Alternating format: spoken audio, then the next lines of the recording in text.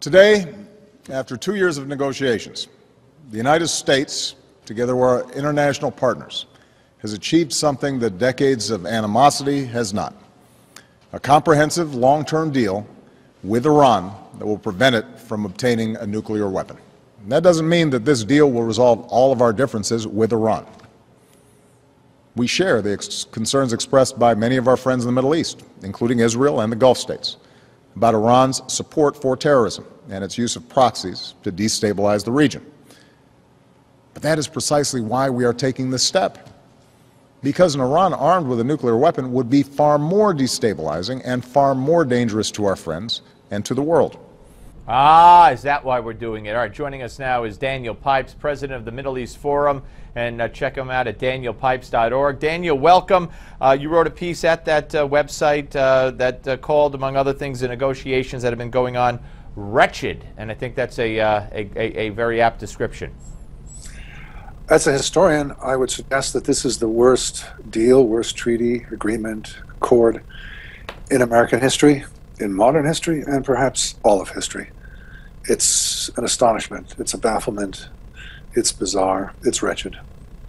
Yes, and you talk about the fact that the capitulation just continued endlessly right up till the very end, with key facts and ingredients that we insisted upon at one point that we just gave in on at the agreement's end.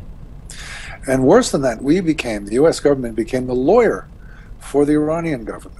When journalists and other critics would say, what about this, what about that? The U.S. government would say, well, never mind, you don't have to understand. The Iranians really, it's not very important.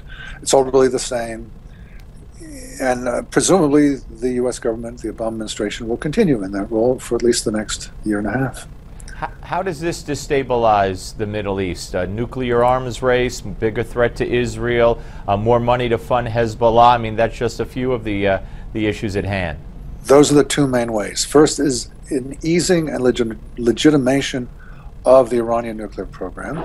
And secondly is a greater sum of money going to the Iranians, what's called the signing bonus.